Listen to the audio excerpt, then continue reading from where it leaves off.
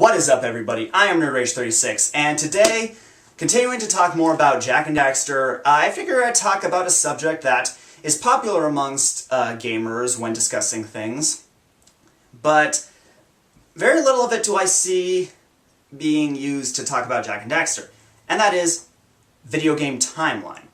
Now, I know when it comes to confusing and interesting timelines, you have Legend of Zelda, Kingdom Hearts, Metal Gear, all that cool stuff. But Jak and Daxter, I feel, not only has an equally confusing timeline, but an equally interesting timeline. And I'm going to break it down for you. So basically, the timeline sort of begins at the end of Jak 3. Now, and I'm going to get to that in a bit, but I'm going to get to that really in another video, but basically, at the end of Jak 3, the precursors present Jak with the ability to see the universe, experience all that they're able to do, and he accepts.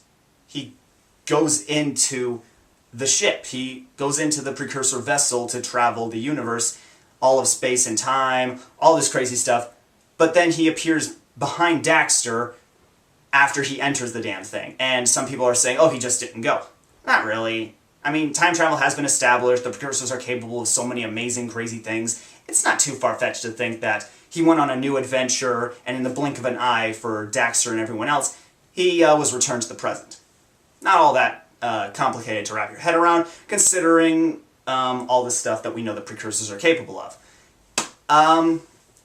So he goes back in time to do something, and I'm going to talk about that either later or in a different video. You'll see what I mean.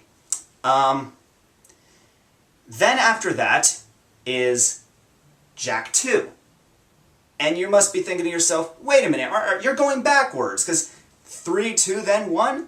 Not quite. Because as you see, the Jak and Daxter timeline follows two timelines that go across the same chain of events. And the two timelines they're following are that of adult Jak and child Jak. So in Jak 2, you see child Jak, and he's experiencing all these events for the first time. And so basically we follow the adventure through basically the timeline follows it through his eyes until we reach the end of Jak 2, where Samos takes young Jak back to the past to grow up into the Jak that comes to the future after the first game, Jak and Daxter: The Precursor Legacy, and that comes after the child Jak timeline in Jak 2. So it goes end of 3, child Jak in Jak 2, Precursor Legacy, then adult Jak in Jak 2, and then the rest of Jak 3. Boom! Yeah. And again, this is why I kind of brought up Zelda, Kingdom Hearts, and Metal Gear, because those also have some weird timeline placements, and some would argue more complicated because not many of the titles have numbers in them, so it would be hard to organize them, while Jak and Daxter has Jak and Daxter, Jak 2, Jak 3. You would think it'd be easier to align them in a timeline, but really the fact that it has two different versions of Jak to follow throughout the timeline, and there's only 3 games that follow this timeline, it just makes it even crazier.